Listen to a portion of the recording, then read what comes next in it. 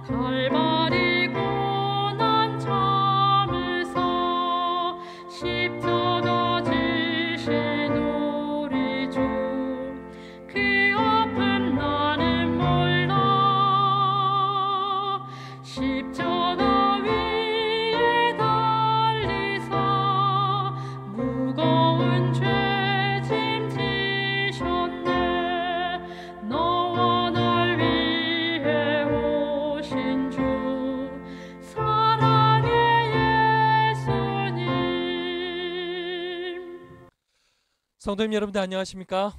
추석 명절이 바로 코앞까지 다가왔습니다. 준비하시느라 고생이 많으시지요? 우리가 이왕이면 정말 잘 준비해서 가족들과 행복한 시간을 보내실 수 있기를 바라고요. 또 그 가족들에게 그리스도의 선한 영향력을 미칠 수 있기를 바랍니다. 혹 우리 성도님들 가운데 고향에 내려가지 않으시는 분들이 있다면, 또 홀로 지내셔야 되는 분들이 있다면 교회에 오셔서 우리 교회 식구들과 함께 행복을 나누실 수 있기를 바라요. 또 금요일에도 저녁에 예배가 있으니까요. 오셔서 함께 하시면 좋을 것 같습니다. 주님 안에 하나가 되고 연합하는 우리 부천서북교회 되기를 바라고요. 우리가 주님 안에서 더욱 강건해진 교회 되기를 소망합니다. 우리가 매일 아침 동행 묵상을 통해서 욥기의 말씀을 살피고 있습니다. 욥기는 고난의 신비를 다루는 책이지요. 엄청난 부자였고 의로운 자였던 욥에게 이해할 수 없는 고난이 닥치게 됩니다. 그는 하루아침에 모든 소유를 잃게 되지요. 재산, 자녀, 건강, 자존심까지도 다 무너져 버렸습니다. 그를 더욱 고통스럽게 만든 것은 가까운 사람들이었습니다. 함께 고통 가운데 헤쳐나가야 될 아내가 욥에게 이렇게 이야기하죠. 하나님을 저주하고 죽으라고 합니다. 욥이 이와 같은 말을 들으면서 얼마나 힘이 들었을까요? 또한 세 명의 친구들이 왔어요. 아마 위로하기 위해서였을 것입니다. 하지만 안타깝게도 이들은 욥의 고통과 결과를 평가하기 시작했고 급기야 논쟁으로 이어지게 됩니다. 가까운 사람들도 이런데 멀리 있는 사람들은 더하지 않았겠습니까? 얼마나 쉽게 욥의 상황을 함부로 이야기하면서 평가했을까요? 욥은 어쩌다가라도 이러한 이야기를 들을 때마다 얼마나 고통스러웠겠습니까? 때로 너무 고통스러운 상황 가운데 있다 보면 수명이 깎여 나가는 것 같이 느껴집니다. 그런 적 없으신가요? 뼈를 깎는 것 같다라고 하잖아요. 아, 이러다 내가 죽겠다 싶은 것이죠. 얼마나 고통스러운지 어떤 사람은 극심한 고통 때문에 까맸던 머리가 흰 백발이 되어버렸다고 합니다. 고통과 걱정 때문에 이 까만 머리가 하얗게 새어버린 것이지요. 때로 큰 고통은요, 사람을 극단적으로 몰고 가기도 합니다. 아마도 욥의 아내가 그랬지 않았을까 생각돼요. 욥의 아내가 신실했겠지요. 그러했던 그녀가 욥에게 하나님을 저주하고 죽으라는 말을 하게 된 배경이 무엇이겠습니까? 그 이유가 있지 않겠습니까? 사실 그녀 역시 견디기 힘들었던 것입니다. 재산을 잃은 것이야 그렇다 치지만 자신이 낳아 기르던 아이들이 전부 죽었습니다. 엄마로서 얼마나 견디기 힘든 상황이었겠습니까? 결국 그녀의 입에서는 극단적인 말이 튀어나왔던 것이죠. 차라리 하나님을 저주하고 죽어라. 하나님께서 어떻게 이렇게까지 하실 수가 있느냐. 정말 야속하게 느껴지고 실망스럽게 느껴지는 것이지요. 그러나 중요한 것은요, 그러한 상황 가운데 있다 할지라도 하나님을 놓지 않는 것입니다. 지금 이 상황이 이해할 수 없지만 끝까지 붙들어야 해요. 성경의 많은 인물들이 그러했습니다. 남편인 욥도 계속 그렇게 하고 있는 중이었어요. 결국 그들이 하나님을 이해하게 되는 날이 온다라는 것이죠. 다행인 것은 욥의 고난이 끝나고 나서 하나님께서 회복시키실 때에 욥의 아내가 욥의 곁을 잘 지키고 있었다라는 것입니다. 하나님께서는 다시 새로운 자녀들을 허락하셨습니다. 그래도 전에 정말 애지중지하면서 사랑으로 길렀던 그 아이들이 잊혀졌을까요? 그럴 리 없죠. 그 아이들이 끝까지 보고 싶었고 떠올랐을 것입니다. 덕분에 그녀는 하늘에서 이 아이들을 다시 만날 소망을 가지고 그날을 기다리며 살아가지 않았을까라는 생각을 해보게 됩니다. 분명한 것은요, 큰 고통은 너무 힘이 듭니다. 사람을 바꿔버릴 정도로요. 그래서 이러한 고통의 삶이 찾아오지 않았으면 좋겠어요. 그런데 인간에게 있어서 고통은요, 뗄 수 있을까? 뗄 수가 없습니다. 고통은 계속해서 우리의 삶에 함께하고 있어요. 가만히 보면 인간은요, 사서 고생하는 존재예요. 하나님께서 주신 이성이 있어서일까요? 아직 닥쳐오지 않은 일들까지도 미리 예상하고 걱정하면서 고통스러워 하잖아요.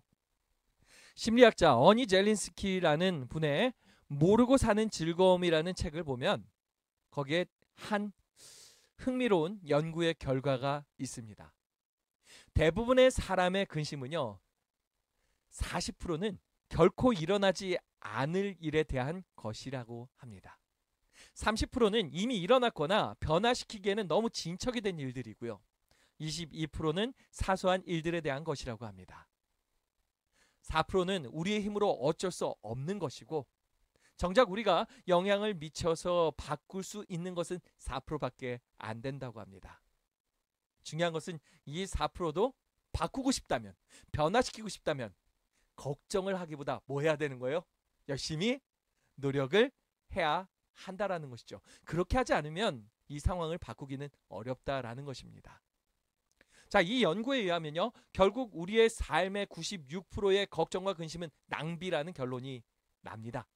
쓸데없는 걱정, 근심 때문에 시간을 허비하고 있지 말라는 것이에요. 대부분은 시간이 흐르고 나면 해결된다. 그리고 어차피 안 될 것은 걱정해도 안 된다라는 것이에요. 그러므로 걱정, 근심하지 말고 살아가자라는 것이죠. 그러나 어찌 이것이 우리 마음대로 됩니까? 알면서도 안 되는 거잖아요. 우리가 이 사실을 인지하고서 줄여가는 것이 최선입니다. 이왕이면 부정적인 생각보단 긍정적인 생각을 하기 위해서 노력하며 살아야 하는 것이지요. 그럼에도 근심, 걱정은 계속될 것입니다. 늘 우리의 삶에는 고통이 함께할 수밖에 없습니다. 사서 고생하는 것이죠. 자, 어찌 보면 하나님께서 이렇게 만드신 것은 아닐까라는 생각이 듭니다. 죄로 인해서 고통이 시작됐잖아요. 이 죄로 인한 고통 품고 살아야 될 수밖에 없게 만드셨다. 하나님께서 왜 사람이 이렇게 고통을 품고 살 수밖에 없게 만드셨을까? 고통이 무조건 나쁜 것은 아닙니다. 고통에도 순기능이 있다라는 것이죠. C.S. 루이스라는 영국의 저명한 기독교 사상가가 있습니다. 그는 인생의 고해에서 기가 막힌 풍파를 겪으면서 고통의 문제라는 책을 저술하게 돼요. 그리고 그는 그 책에서 이렇게 말합니다. 하나님은 우리가 즐거워할 때는 속삭이신다. 우리가 양심적으로 살 때에는 이야기하신다. 하지만 우리가 고통을 겪을 때에는 외치신다. 고통은 듣지 않는 세상을 깨우는 하나님의 확성기이다. 성도의 고통은 하나님의 사랑의 함성을 들을 수 있는 가장 확실한 매체라는 것입니다. 고통은 우리의 삶의 질을 떨어뜨리고 행복을 느낄 수 없게 만들기도 하지만 또 좌절시키려 하는 것처럼 보이기도 하지만 우리가 정말 그 힘든 상황 속에서 하나님의 음성을 듣게 만듭니다. 그 하나님의 음성으로 인해서 우리가 이 고통에 저항하게 되는 것입니다. 우리는 이 고통의 순간에 생각할 수 있어요. 하나님께서 나를 더욱 깊이 만나기를 원하시는구나. 우리의 삶에서 일어나는 이 고통의 시간이 하나님을 만나게 되는 소중한 시간으로 활용될 수 있으면 좋겠습니다.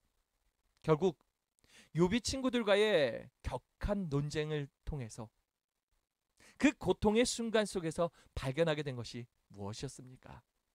하나님께서 나를 단련하고 계신다. 나를 정금과 같게 하신다. 라는 사실 아니었습니까? 우리가 이 고통의 순기능을 기억하시면서 정말 고통을 즐길 수 있으면 좋겠습니다. 이렇게 강력하게 그리고 가볍게 여러분들한테 이야기해드리고 싶어요. 하지만 이 고통의 문제가 쉽지는 않거든요. 정말 버티기 힘들고 괴로운 일이어요. 그래서 될 수 있다면 우리의 삶에서 이 고통의 시간들이 줄었으면 좋겠습니다. 그럼에도 고통의 시간은 여지없이 찾아오게 됩니다. 이번 명절에 고통의 시간이 안 왔으면 좋겠어요. 그때마다 이 고통의 순간마다 우리 성도님들 한 분 한 분에게 하나님께서 함께 하시며 감당할 만한 힘을 주시고 견디게 해 주심을 바라보는 순간들 되었으면 좋겠고요. 이러한 하나님을 여러분들이 꼭 보셨으면 좋겠습니다. 또한 하나님께서 낙심한 나를 위로해 주시고 힘들지만 그럼에도 다시 일어설 수 있게 부축해 주심을 볼 수 있게 되길 바랍니다. 그러한 주님을 꼭 만나시길 바랍니다. 이를 통해서 우리의 삶에 자주 고난을 허락하시는 그 하나님을 이해할 수 있게 되기를 바랍니다. 욥기는요, 인생의 고통과 고난의 왜라는 문제를 다루고 있는 책입니다. 이 왜 해결할 수 있기를 바랍니다. 또 이 욥기는요, 더욱더 중요한 주제가 있다라고 생각돼요. 이 고통과 고난 속에서도 믿음을 지키는 욥이라는 인물을 통해서 우리의 믿음을 지켜나가야 함을 알려주고 있죠. 우리가 이 욥기를 보면서 묵상하면서 더욱 믿음을 성장시켜 나갈 수 있기를 바랍니다. 이제 지금 우리가 읽고 있는 본문인 욥과 친구들의 대화에 대해서 조금 더 이야기를 하고 마치려고 합니다. 우리가 지난 시간에 개간에 대해서는 조금 이야기를 했었잖아요. 1부터 3장은 욥에게 찾아온 이해할 수 없는 고난에 관한 내용이었고요. 이어지는 4장부터 37장이 욥의 고난을 둘러싼 대논쟁이었습니다. 이 중 31장까지가 욥과 세 친구들의 대화이고요. 이를 분석해보면 세 번의 주기가 있어요. 4부터 14장이 첫 번째 라운드, 15장부터 21장이 두 번째 라운드, 22장부터 31장이 세 번째 라운드이죠. 그리고 32장부터 37장은 새로운 인물이 등장을 하는데 엘리후라는 좀 나이가 적은 사람이 나와서 논쟁에 끼어들게 됩니다. 자, 이 세 번의 논쟁의 패턴은 같아요.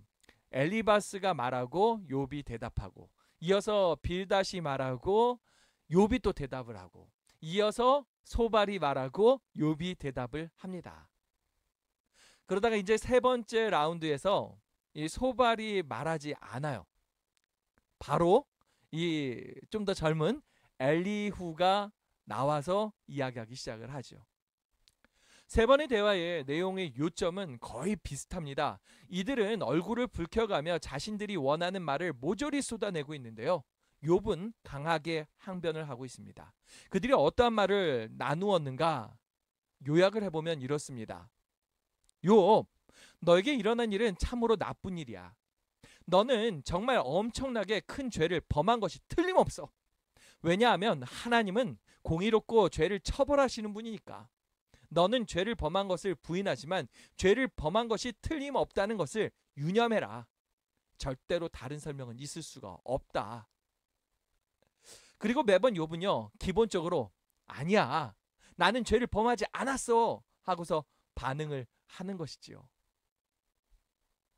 사실 욥이 전혀 죄를 범하지 않았다는 것은 아니에요. 욥은 중간에 자신의 죄악성을 고백하기도 합니다. 하지만 욥은 이런 재앙을 초래할 정도로 심각하고 숨겨놓은 죄가 자신의 인생의 특징이 아니라는 것을 이야기하고 싶었던 것이지요. 그러나 거듭해서 욥의 친구들은 행한 대로 받으리라는 속담의 지혜로 반응을 하고 있는 것입니다. 이 이야기를 오해하면 안 되는 것이 욥의 친구들이 욥을 미워해서 죄인으로 만들어 가고 있는 것이 아니라는 사실입니다. 그들이 욥을 죄인으로 만들고 싶어하는 것이 절대 아니에요. 그들은 욥을 정죄하기 위해서 온 것이 아니라 위로하기 위해서, 이해하고 싶어서 온 사람들이었다는 것이죠. 또한 욥의 친구들은 하나님을 믿는 사람들이었고 나름 신실한 사람들이었습니다. 그들이 하는 이야기를 잘 들어보세요. 정말 바른 이야기를 하고 있습니다. 실제 욥의 친구들은 욥을 의롭다고 생각했고 그를 존경했습니다. 하지만 문제는요, 그들의 가진 편견이었습니다.